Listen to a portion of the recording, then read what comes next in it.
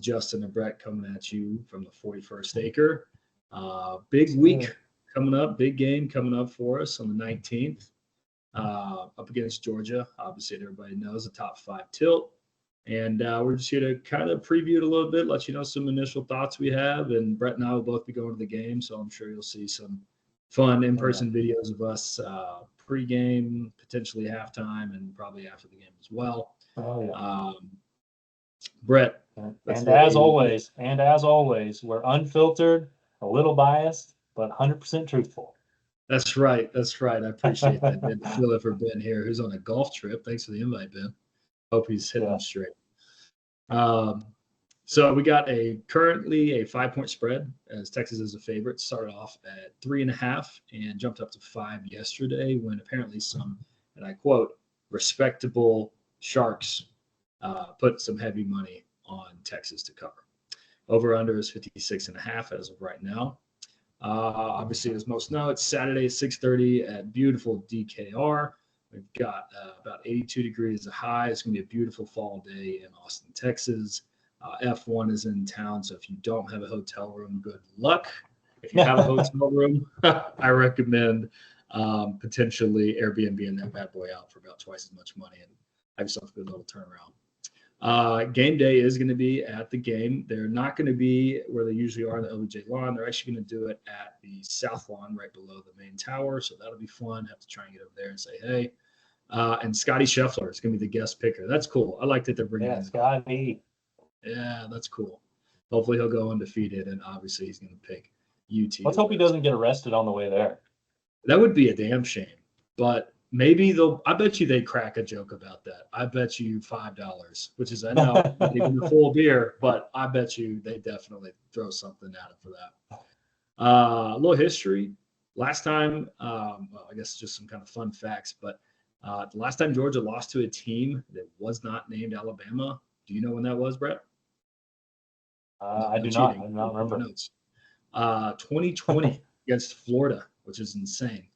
Think about where Florida is right now and the fact that Georgia lost to them. Granted, two totally different teams. The last time Texas beat a top 5 team at home was in 1999, and it was against number 3 Nebraska. And the last time Texas started off 6-0 was in 2009, and we all know how that season went. So let's not talk about that one. All right, a little history between the two. Obviously, I'm sure most remember back in 2019, Texas won in the Sugar Bowl 28-21. That game really wasn't even that close. Bevo charged at Uga, and everybody made a big hubbub about it, tried to make T-bone steaks out of him, but we said, no, everything's fine. There was one year, I believe, that Georgia beat us and actually took away a national championship from us. And I think it was 1985, if memory serves.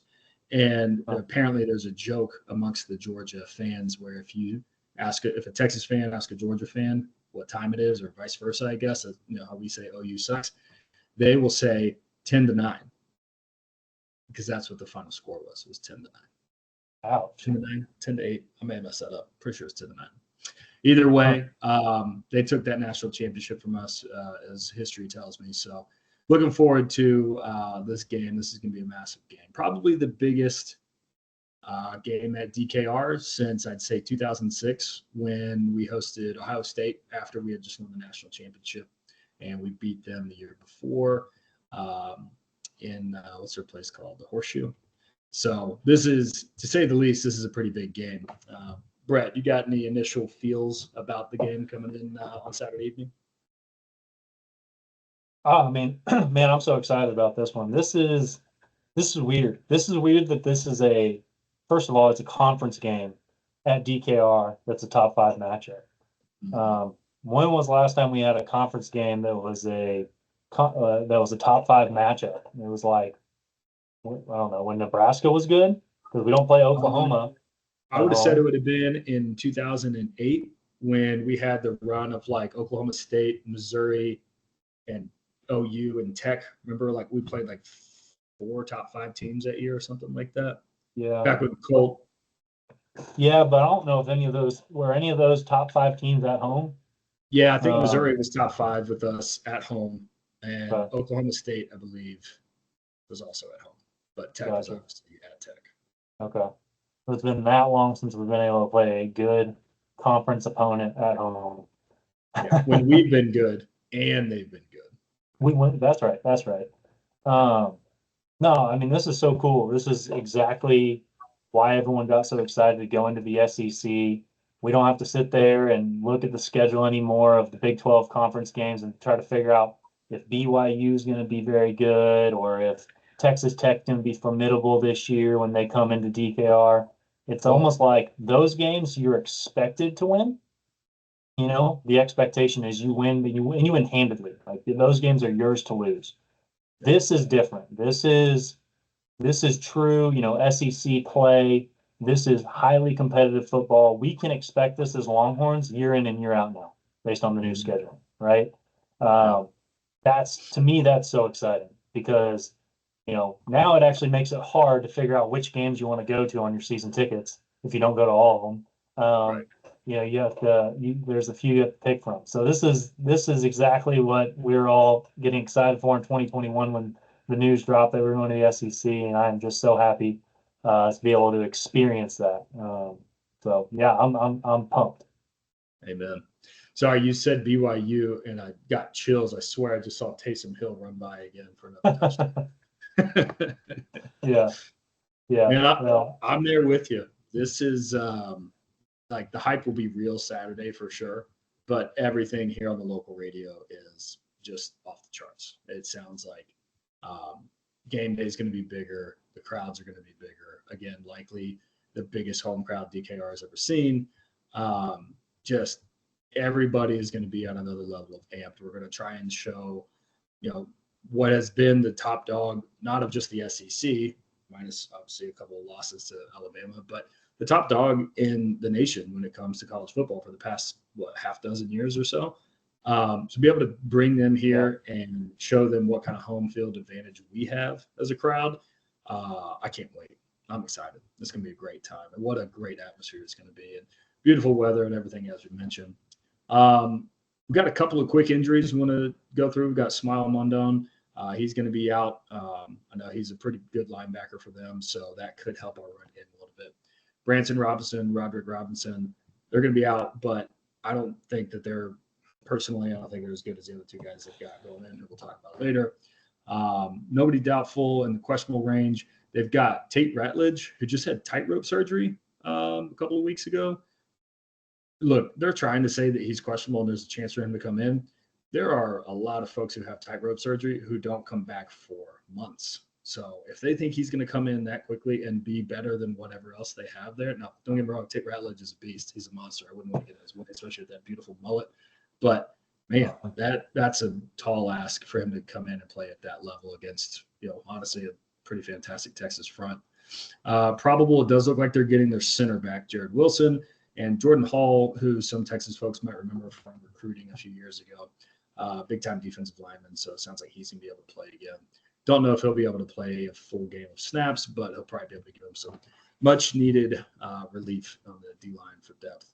And obviously, unfortunately for Texas, we got some injuries. Derek Williams, just a tough injury last week against OU, but, you know, he had himself a pretty good game. Hopefully he can get better and get back for us next year. It's going to be a big hit to the safety world or to our safeties, just in run and in the deep ball coverage. I mean, he was just really starting to blossom this year. We know Baxter, Christian Clark, Belton Gardner, all out. It's amazing. It's amazing the Belton Gardner's out. Like, you know, you go and you snag a guy last week to get someone out of the portal, bring him over to your team. He played a handful of snaps, and then he had some unknown injury. Do we even know what happened to him? Dude, I think he got caught. No, I'm just kidding. I think he came here. He's getting a degree of some kind, and he's probably hanging out with some co-ed, having himself a good time. No, if you're listening, Belton, yeah, you listening just here? Kidding. Just kidding. Yeah, that's unfortunate because we all know, but at least Colin Page is going to be in. He didn't show up on the report this year, so that's not, or this week, so that's nice. That's good. If we get Colin Page in the game against Georgia, I mean, can you imagine? It's wild. And then obviously Isaiah Bond, Isaiah Bond hurt his ankle, came back against OU, wasn't right, so ended up sitting out. Obviously, we didn't really need him. OU sucks. So looks like he's going to probably give it a go. Don't know if he's going to practicing this week. He's been practicing this week. Yeah, I don't know if he's going to be a decoy though, because college practice reports are just notorious for not being super accurate and super on top of it. So we'll see. I think he'll be out there, get a couple of targets because they want to make him respect him. If he comes out and balls out, then hey, I'll shut my mouth. But I think he's going to be more of a distraction than anything. But that's okay. We've got 5 other very capable receivers who can get in there. You got any other thoughts about some of these injuries?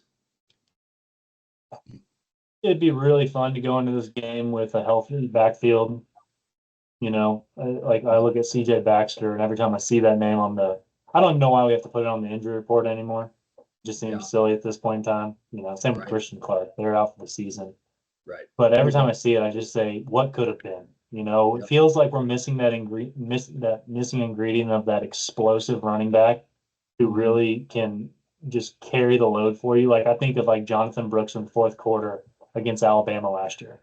It's like you need your offensive line to go maul guys, and you need him just to churn up 5 yards at a time and milk this clock away. I don't feel good about any of the running backs we have to fit that role right now. Whereas I feel like CJ Baxter was that guy, or was becoming that guy. Yeah. Yeah. I mean, we have 3 really solid running backs, Solid. but they're all the same size. They're all 198 to 205 pounds. You know, none of them are a real thumper. You got baby Rhino, Jared Gibson, who when he puts his head down and runs, he looks like he'll run through a brick wall. But, you know, I believe he's fumbled right this year trying to do that exact same thing. Obviously, Wisner killed it last week. He was, you know, somebody who we talked about who said, hey, maybe he can be the guy. He can really establish a true run game, right? And then we all know about Blue. Blue's amazing, but he needs the ball in space. He's not a between the tacklers guy. He's between the tackles, excuse me. He's your Gibbs, your Jahmyr Gibbs, and there's nothing wrong with that. But I think Sark's starting to figure it out, starting to put guys in the right spot to be successful. His running style is kind of like Keelan Robinson to me. Yep. You know, if we could put him in that role as just a Keelan Robinson running back, that'd be awesome. But anyway, I think Silas Bolden is kind of that guy because he lined up in the backfield last week too, right? So he is Keelan to a T. He's returning for us. You put him over in the slot or whatever. You just kind of set up 5 to 7 touches, maybe a game for him, and see what he can do. Right? Yeah. He's different from every other player we have, but he's so important in the return game that I think that's where they really try to utilize him. That between that and running down fumbles, right? Right. Yeah, culture play. Yeah, exactly. And then, of course, last week, just a small recap: Texas beat OU 34-3. Texas. OU sucks. OU sucks, baby. Let's go. Georgia got out with a win against Mississippi State, 41-31. Mississippi State put up 21 points in the second half. Carson Beck had to throw for almost 500 yards. I think Van Buren, our former president, threw for over 300 yards and 3 touchdowns. I mean, he was just a wildly different player than what we saw him. So interesting to see a true freshman put up those kind of numbers against what is usually a vaunted Georgia defense. So we shall see how that goes. Brett, you got some notes here you want to talk about, kind of just the culture difference and kind of just thoughts on the team between Georgia and Texas going into this game. Yeah. Thoughts on just overall the general team like health, team scorecard going into it. I mean, I feel so good about this Horns team. And of course, Sark tells you what you kind of want to hear and doesn't put any news out there that could potentially impact his team. But every time you hear him talk, he's talking about how everyone has the same mission, the same mission statement. They're going towards the same goals. It all cascades down from the seniors and the juniors onto the young guys, so that they're embedded in this healthy culture, and it just builds on itself over and over again. You know, I think about guys like Jake Majors last week, who kind of looked like he got rolled up, hopped up, was all fired up. Then there was a late hit on Quinn by one of OU's defensive linemen. I can't remember who was in the scrum, but I mean, Kelvin Banks seemed like he was right there in the middle of it. DJ Campbell wants to knock someone down. Like, it's just a mentally tough and strong cultured team. It all just seems so driven towards the same goals. That's so refreshing to have because, I mean, we haven't had this since I don't even know when. I mean, it would have been somewhere in the Mack Brown years, maybe when Colt McCoy's leading the team, maybe that last hurrah, and you felt like you had some pretty good senior leadership on the team.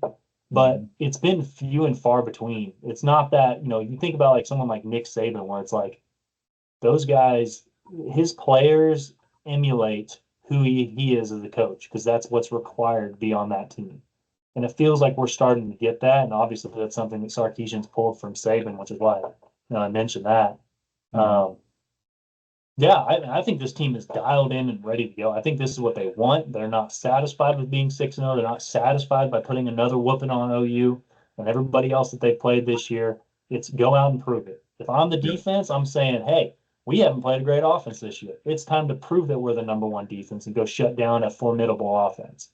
Our offense didn't play well last week outside of our running game. Passing game was pretty weak. Quinn made some mistakes and didn't look focused.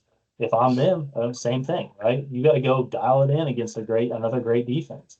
Now I'm super excited about this team. Now on the other side, switching over to Georgia, I don't really know what's going on with Georgia. I think that they're emulating their head coach. DUIs. I'm just kidding. Oh no. Shots fired. Sorry, Coach Smart. Yeah, hopefully sorry. They don't take any offense to that. It feels almost like the end of the Mack Brown era. And I'm probably jumping. Maybe I'm being a little bit dramatic with that. Right. But when you start when you start bringing these superpowers in, right? And what I mean by superpowers, it's like when you can bring in 5 or 6 5-stars that are kings of the world of high school football into your program at all costs, meaning that they don't have to necessarily be culture fits. They're just the best wide receiver, the best offensive lineman, the best linebacker. Doesn't matter about culture. And when you start sacrificing that culture for players, you start to see people get in trouble. We saw it at the end of the Jimbo Fisher era. You just recruit by the stars versus the fit. Yeah, that, and you just don't do a good personal evaluation of these players. And Jimbo had it when he recruited that major class at the end at Texas A&M, and you had guys like Denver Harris, flying through the parking garage and getting in trouble for that, and other players getting in trouble, kicked off the team for smoking weed or whatever drugs they were doing. And you saw it. You've seen it everywhere. You saw it at Texas at Mack Brown. I remember, you heard stories about the work ethic, the lack of work ethic from some of those players, and goofing around, just thinking that they were 5 stars and they didn't have to do anything to make the NFL. Yep. And I'm not saying this is where Georgia's going, but it just reminds me of that. And they just have felt a little out of sync this year. They had bad starts against Alabama. They played a bad game against Mississippi State. They're too talented to have these bad games. So is this an indication of maybe a culture shift in the organization? I don't. Time will tell. Time will tell. That's something to take note of.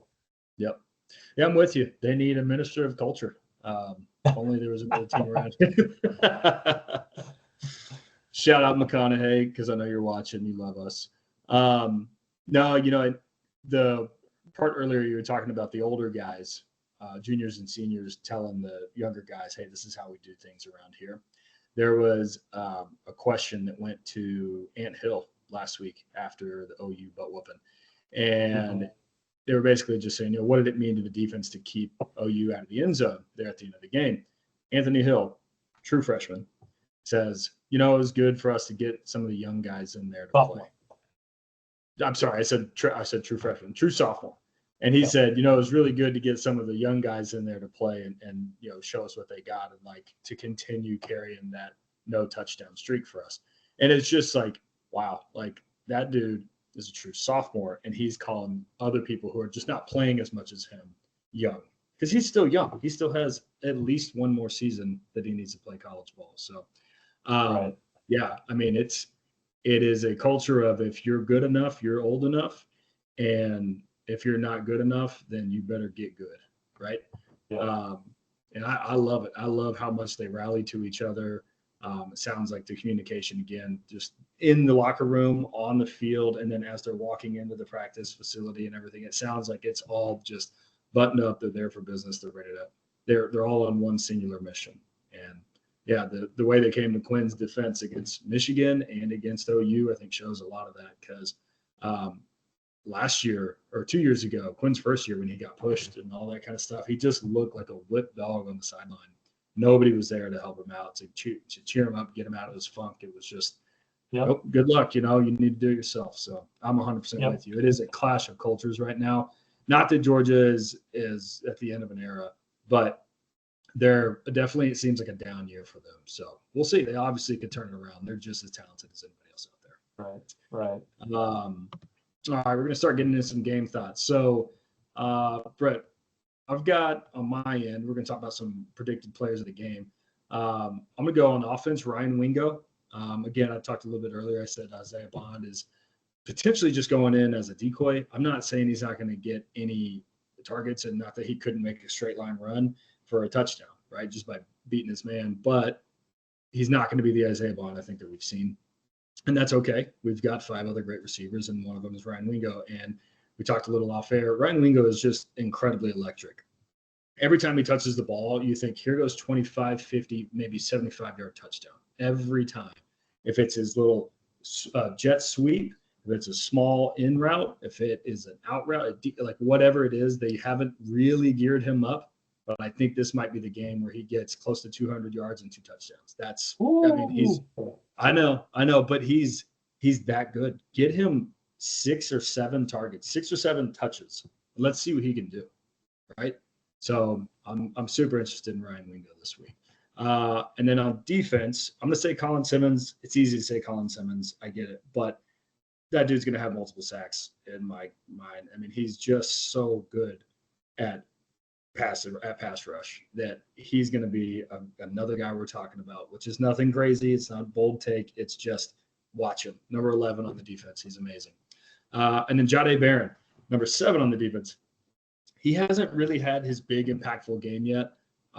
Maybe he gets in on a couple of corner blitzes and, either get some tackles for loss or maybe a sack himself. Would love to see him with another turnover, or at least maybe a big pass breakup when we need it. But he's my secondary call of player to watch. So, pause on him because I'll tell you something I read on Jahdae Barron, I think earlier this week. He's grading out right now as, I think, the best coverage corner. It was either in the SEC or in Power 5. Yep. I can see that. I mean, quietly, very rarely do someone's we come covered up. You don't throw that way. Right. Yeah. We don't say his name a whole lot. Now, granted, that's the entire secondary is unbelievable right now, right? Yeah. But we don't say his name a whole lot, which means he must be doing his job well. That's right. How about you? What are your players to watch, Brett? Well, okay. I like the Ryan Wingo call a lot. But somebody's still got to get him the ball. So, Matthew Golden, although he had the one bad pass, I expect him to be a formidable quarterback going forward. QB1.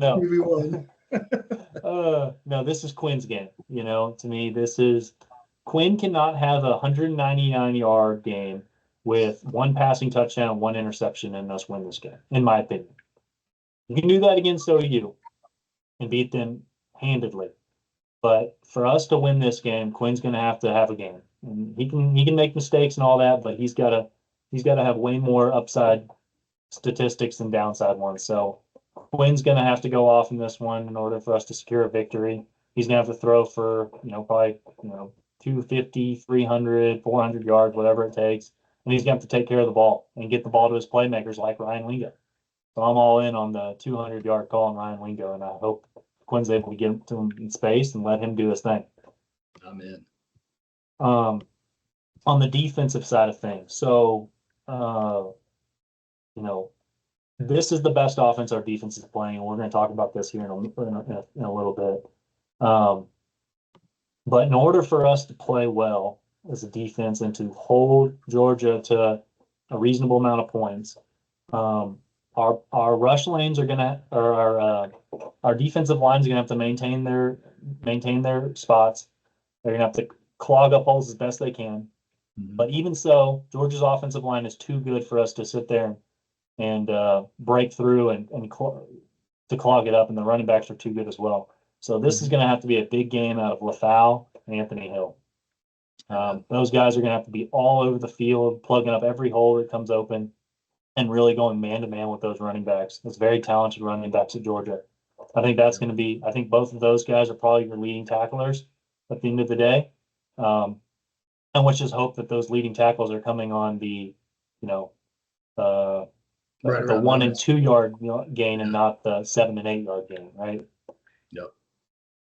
I'm with you there. I love all those calls. I think the linebackers have played excellent this season. They played great against OU. Anthony Hill's at All-American level right now.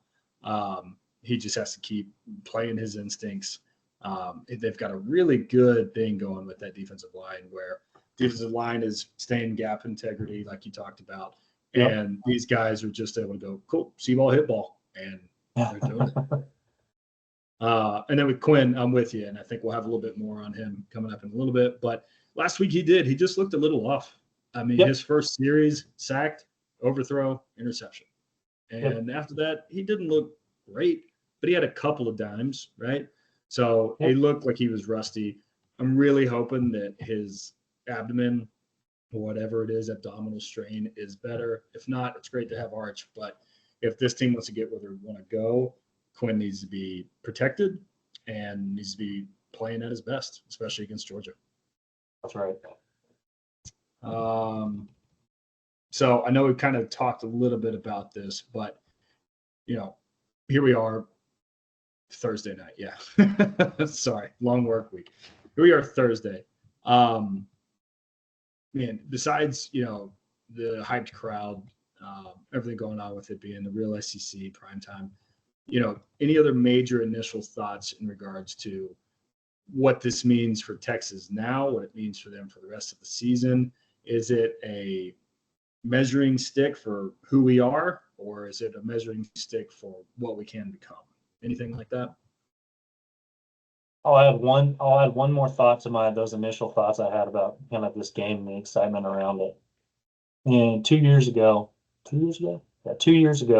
Alabama came into deep, right?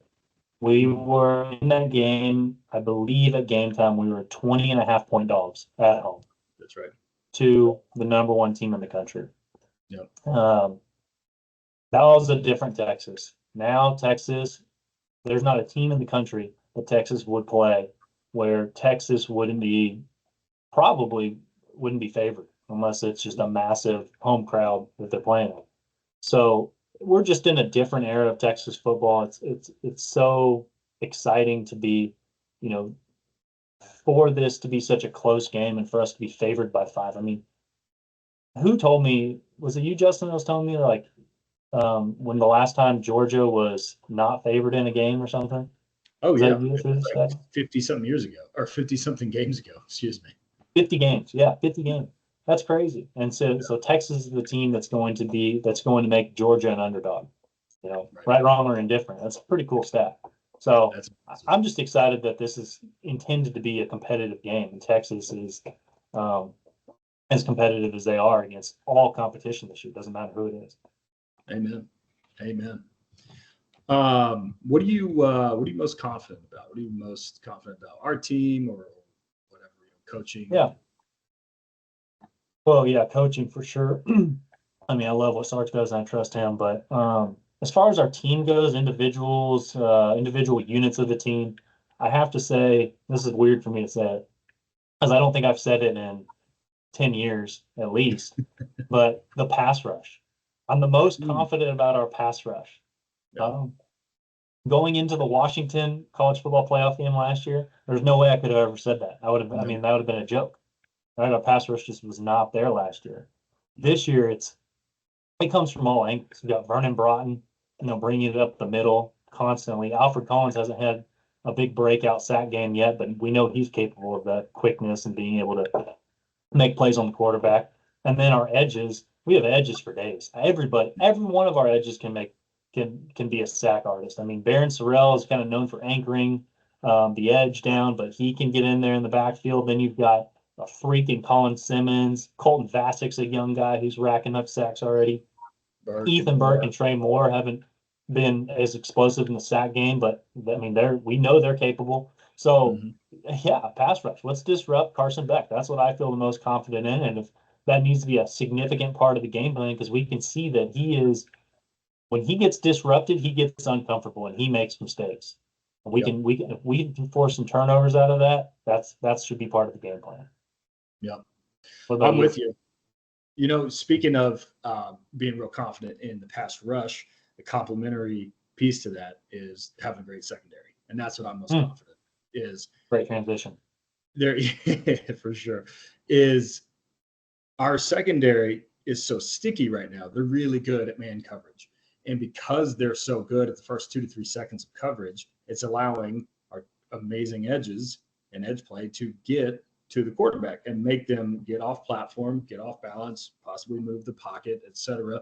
Not be able to really take those deep shots. I'm not saying there hasn't been some deep shots over there, but they haven't been able to hit them because that quarterback is back there. Granted, nobody has been as good as Carson Beck or the Georgia team, but they're feeling like ghosts, right? They feel like somebody is around them, and there may be nobody there, but they feel like something is near them.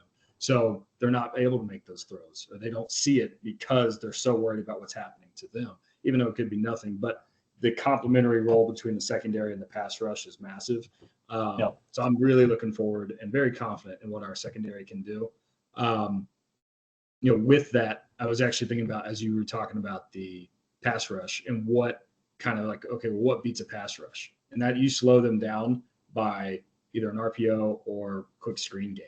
Right. Yeah. So be on the lookout for that a couple of times when you can tell a blitz is coming or when our guys are just getting to them.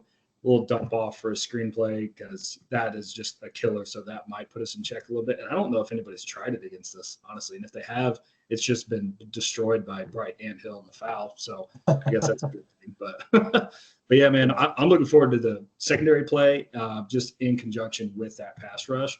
And then the other thing I'm really looking forward to is Sark going big game hunting. He does it every time in these big games, especially regular season when he can, is he starts planning for these in the summer. And he talked about it. He talked about planning for Michigan and Georgia in this summer. They were literally putting plays into practice or over the fall camp, I guess, ready for these types of games. So he knows a Kirby Smart defense. Kirby Smart doesn't really change heavily off of what his laurels are. He's good at what he does. He's great at calling a good defense, but he doesn't change anything too drastically. I don't anticipate it happening. I don't know why playing against Texas would be something that would make him want to do it, in a different way than what he's been doing. He's an excellent defensive mind, but Sark has played against him multiple times. He knows how to work an offense around that. So get ready. A play that we haven't seen is little Quinn fake handoff and turn around, and then he does like a 360 and whips it to his right to that super awkward throw. Yeah, that's a super awkward play, but dude, 9 times out of 10 it goes for 20 yards, right? I bet we see that. I bet we see some really neat stuff. And the guy that you throw that to is either Ryan Wingo or Gunnar Helm. And we haven't even talked about Gunnar Helm, who's, I mean, arguably one of the best tight ends in the nation. He's just such a mismatch. Out of nowhere. Yeah. So, yeah, I think Sark, I really look forward. His initial game, the script that he runs in the beginning, first 15, 20 plays, whatever it is these days, is good because it'll kind of work to see what's going. But he's been really good at adjusting and making plays as the game goes on. And I don't know if that's because he has 37,000 analysts working for him now or what the case is, but they're all working together. And I'm looking forward to play calling and just seeing what Sark can dial up. Now, Quinn's got to make those throws. Don't get me wrong. Receivers got to catch the ball. Running backs got to run and hit the hole.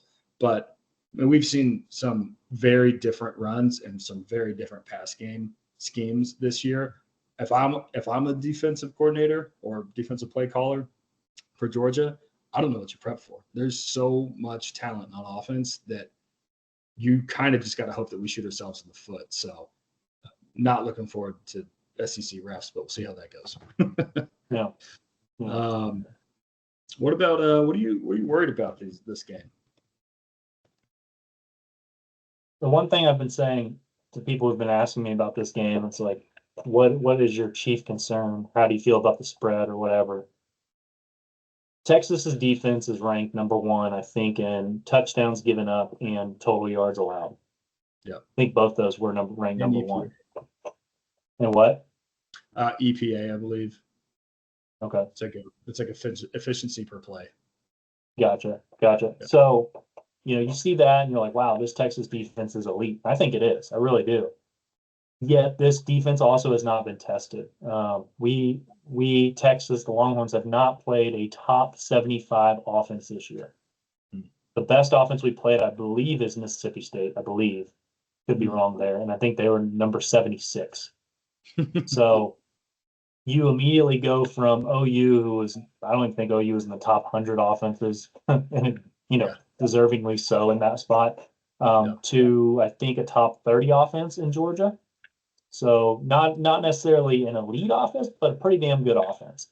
Yeah. So that's my biggest thing is we don't really know what this defense can do. Now, what I want to say is that this defense is hearing me say this right now, and they're saying, no, we are the number one defense in the land.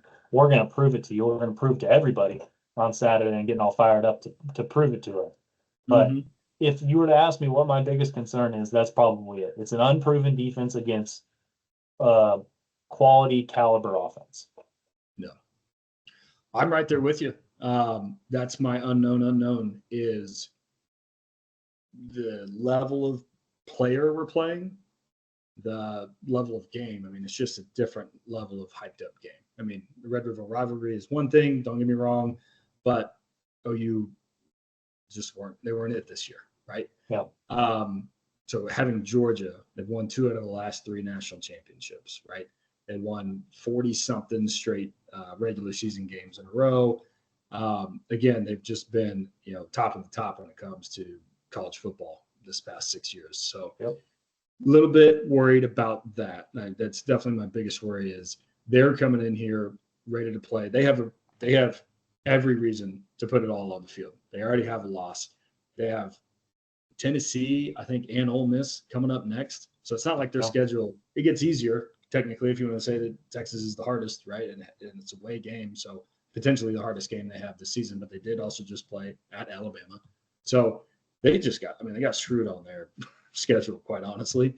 But that is absolutely, they're going to be playing full desperation because they can't afford to lose again.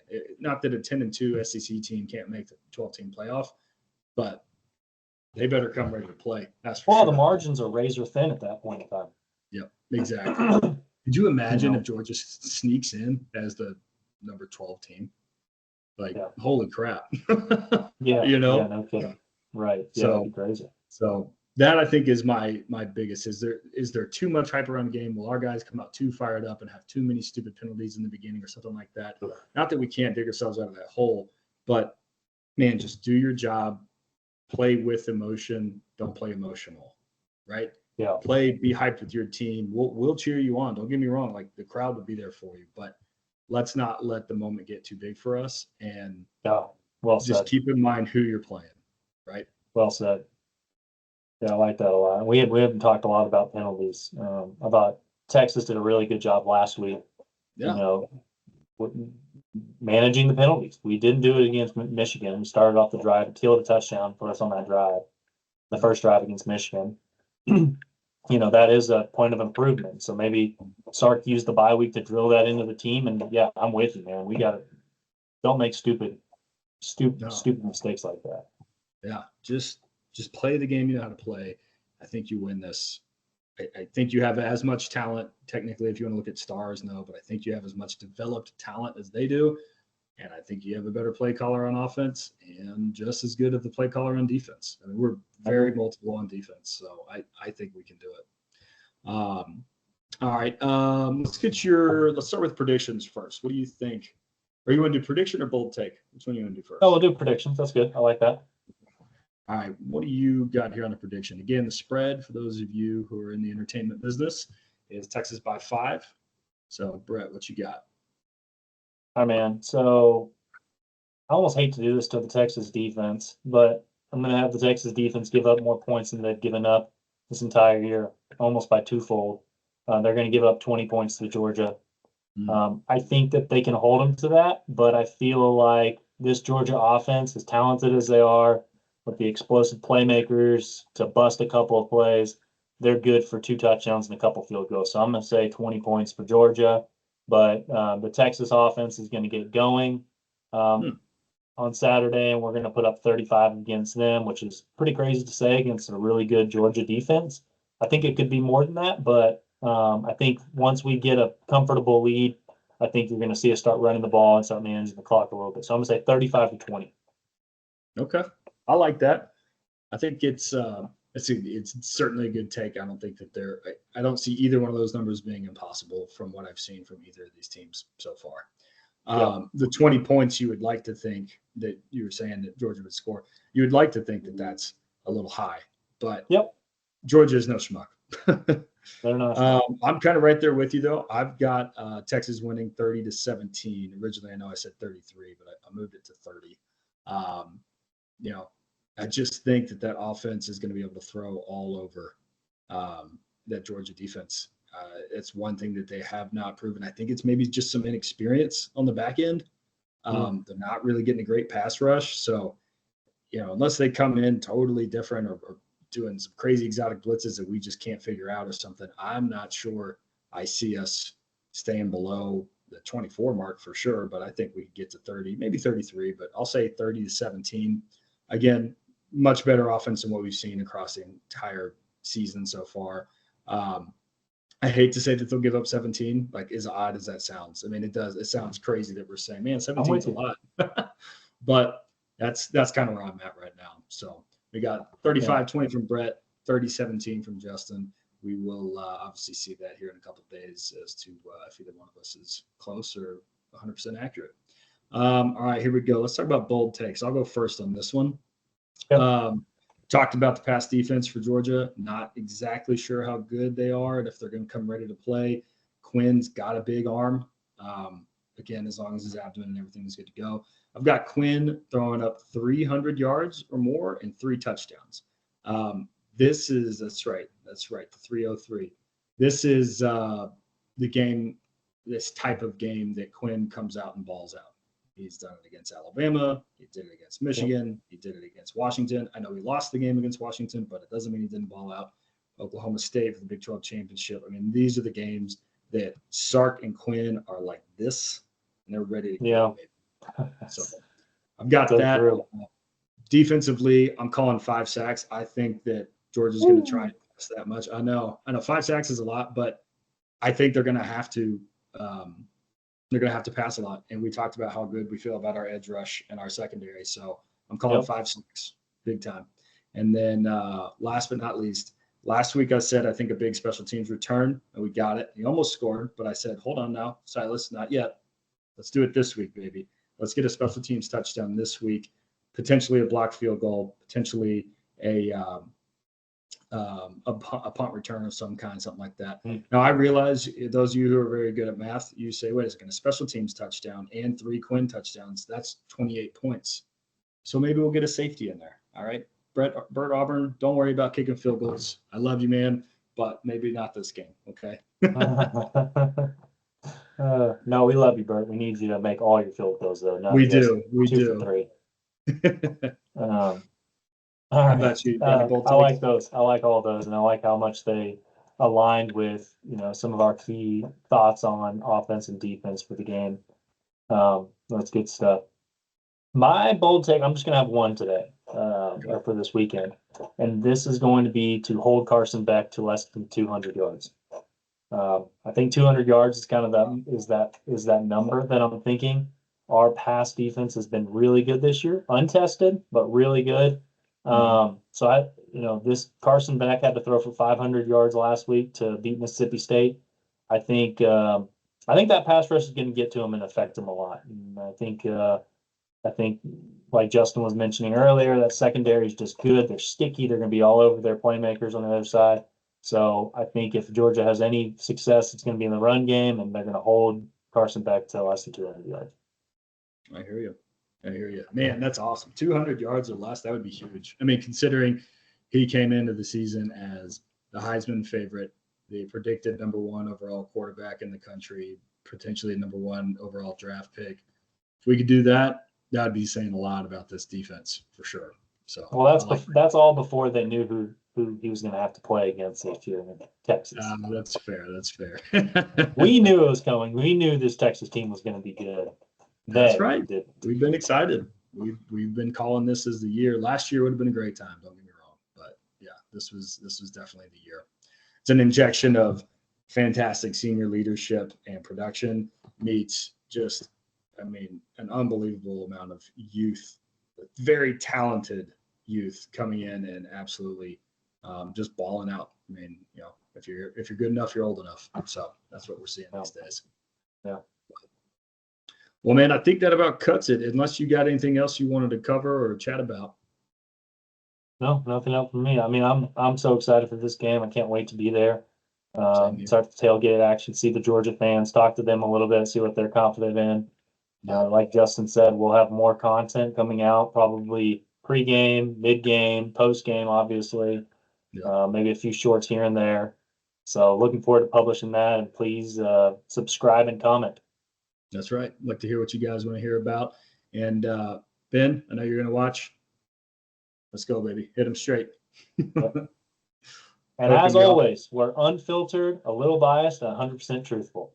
Hook 'em.